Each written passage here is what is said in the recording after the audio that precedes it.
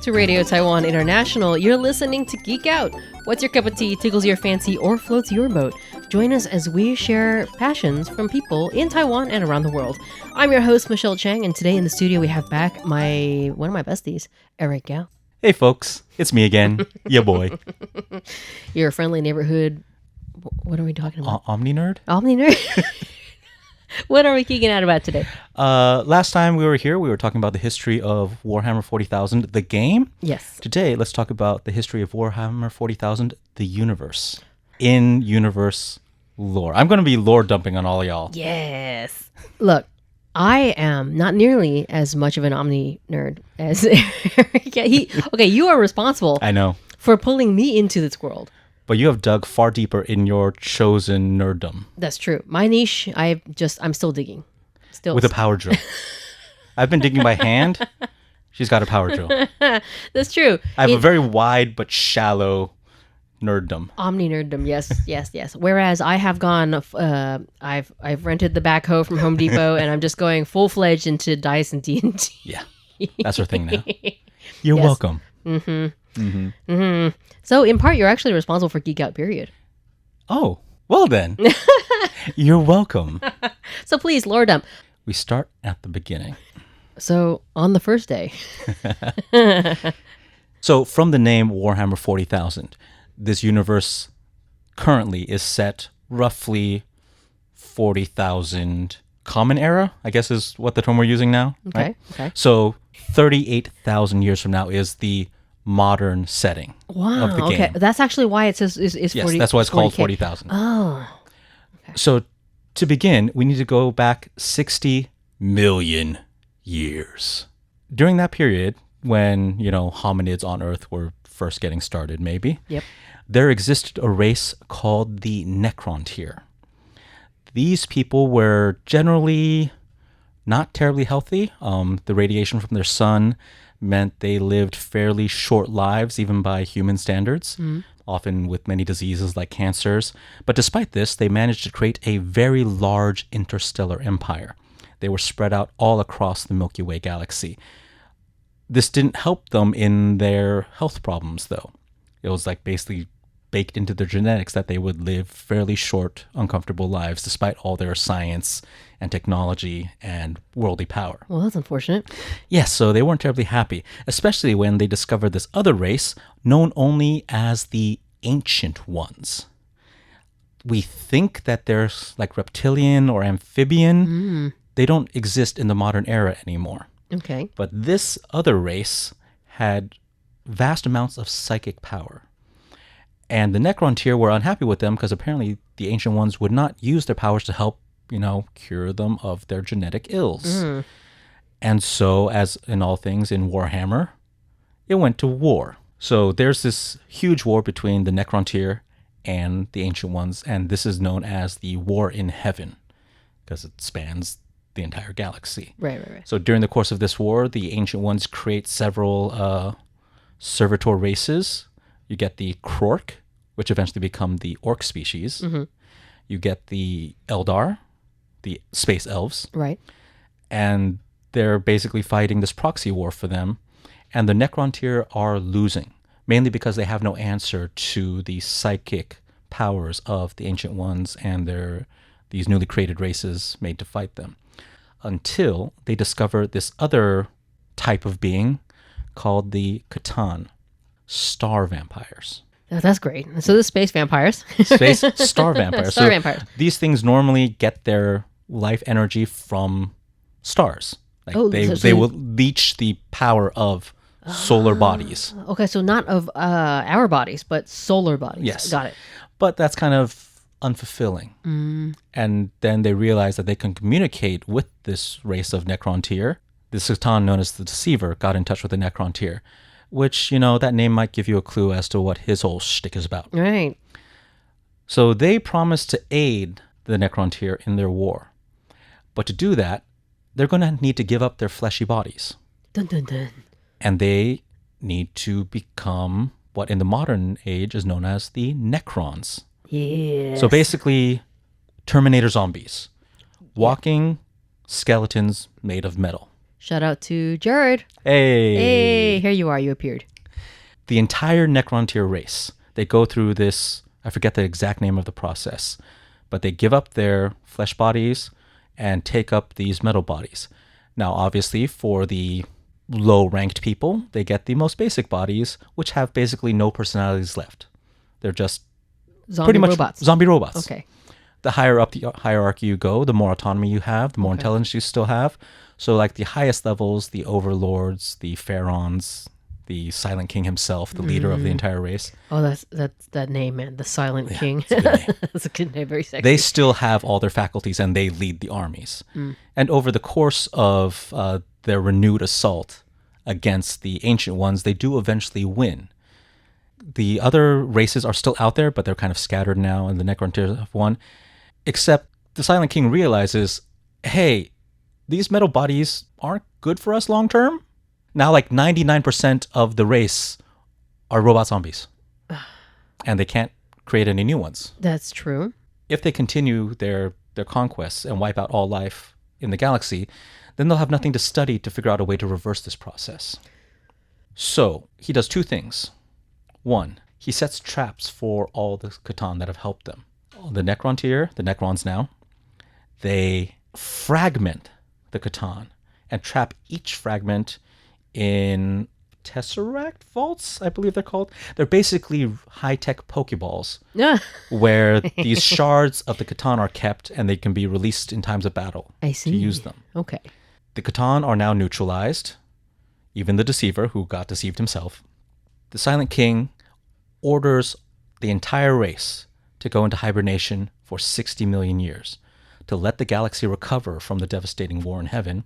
And after that, their alarm will go off, they'll wake up, and they can see where life is and start harvesting it to figure out how to reverse this process. I see. The Silent King himself, he was full of remorse for what he's done, leading his entire population into this Monstrous sort of monstrous form, yeah. slavery, mindlessness. He doesn't go into hibernation. He sets out from the galaxy itself into the space between galaxies as a form of penance, and he's not heard from. And so the entire Necrontyr race, the Necron race, goes into hibernation And slumbers. and slumbers underneath in their tomb cities for the next 60 million years. During this time, those other races, such as the Orcs and the Eldar, they start to flourish again. The Eldar become the next dominant species of the universe. They spread out, they become super powerful. The Orcs still exist, but they're kind of treated as a nuisance. The Eldar, in their own way, kind of match the Necron power. They can, ignite and snuff suns as their will. They can terraform planets no problem. They have a interstellar galactic empire to rival that of the Necrons back in the day. Very cool. A lot of them have forgotten the Necron threat. They think they just disappeared. And eventually, the Eldar, with all their power and might, they become complacent, hedonistic. They kind of lose the guidance of their pantheon of gods because there is a second war in heaven Okay, then. between the gods of the Eldar. This god insulted this other god, and they did something behind their back, and the chief god said, you can't do this anymore, and be that as it may, the Eldar gods become less and less impactful on the lives of the Eldar themselves. Too much wine and grape. Yes. Yes. So during this time, the Eldar create what is known as the Webway.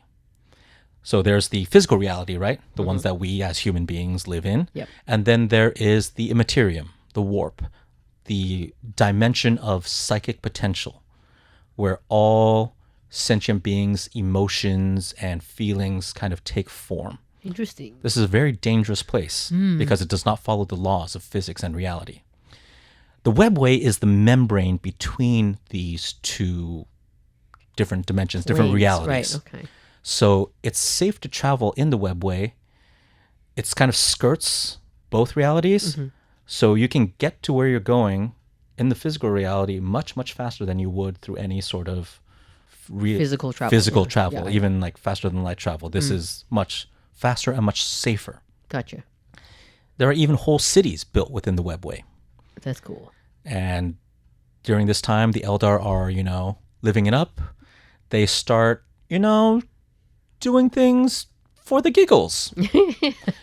This Much more wine and includes, fun stuff. fun stuff.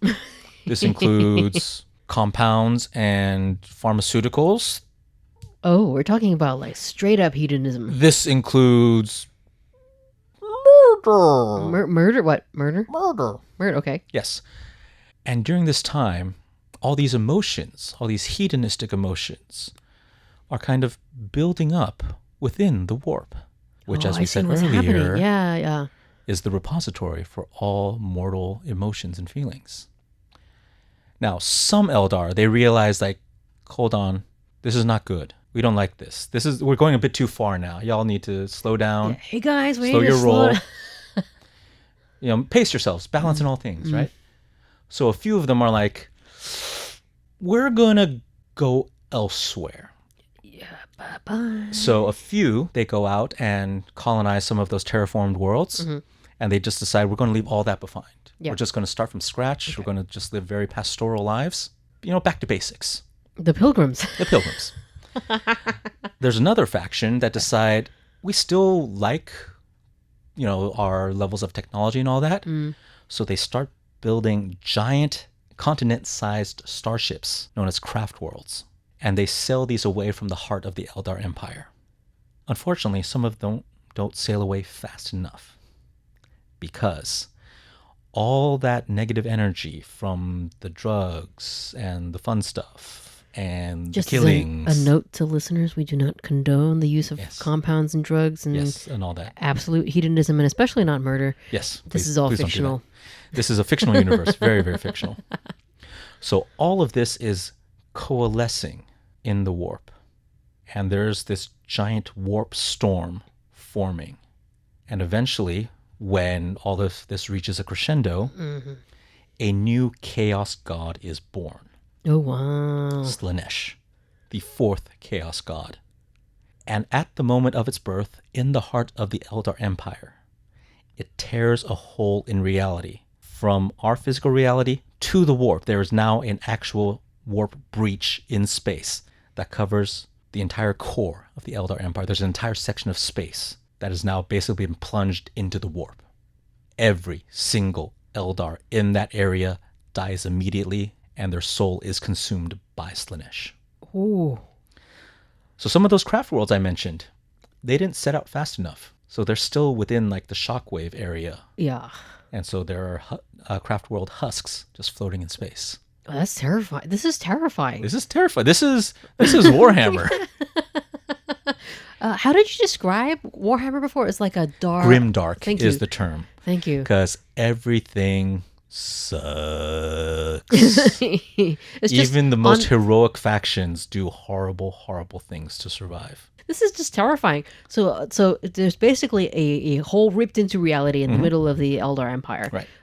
Everybody dies, and there's these haunted husks of space continents floating around in that area, and then entire worlds too, like entire physical planets that are also trapped in there. And the Chaos God Slaanesh has consumed everybody's soul. Yep. So what happens? The craft worlds that did make it, they become what are known nowadays as the craft world Eldar. The ones who went away to those kind of paradise planets, the terraformed ones, they are known as the Exodites. There's a third faction, the ones who stayed in the webway. Remember I said that there were some cities in there. Yes. Because they're not quite in reality, they were largely untouched. And so they're basically still carrying on as they did before in that hedonistic way of like, yeah, we do what we want. They're all club meds. I suppose, if you look at it a certain way. But they are not immune to this soul-devouring power of Slaanesh either. So anytime an Eldar dies, no matter where they are in the universe, their soul is consumed by Slaanesh. Now, each faction has found a way to get around this. The Craftworld Eldar, they have something called Waystones.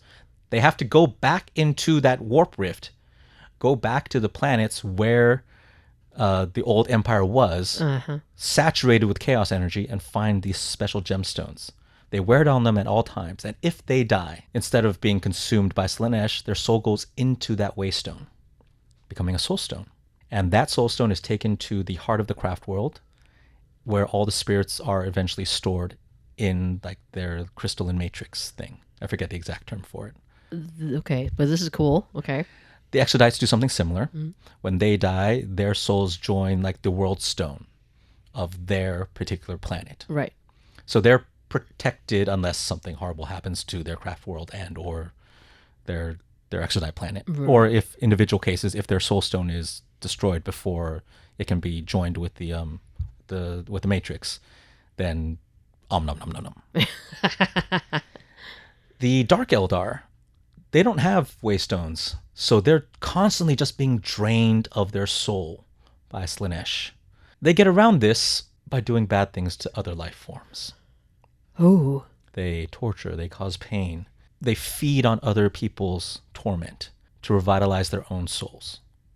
Wow, we've gone from terrifying to horrible. So again, grimdark, everything is really, really bad. Sure.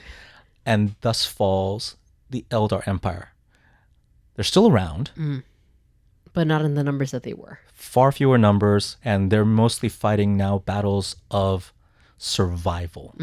There are a few sub-factions that want to revive the Eldar Empire, but a lot of these other factions are like, that's impossible. The best we can hope to do now is survive. Just cling to existence. Just cling to existence and hopefully use our psychic powers to like nudge things in our favor, just so we don't die out entirely. Right. This is where humankind comes in. Dun, dun, dun. Oh, well, it's grimdark. I should. No. No. No queuing here, music. No heroic music here. So in the BC era, this individual is born. We don't know his name. In modern times, he is known as the Emperor, but he's gone by many different names throughout his long, immortal life. Okay. He sees a path for humanity. He sees, humanity is very self-destructive. He sees that if someone doesn't guide the race as a whole, humanity will eventually be consumed by other forces, by chaos. And so he hatches a plan to be that guide and eventually become the emperor.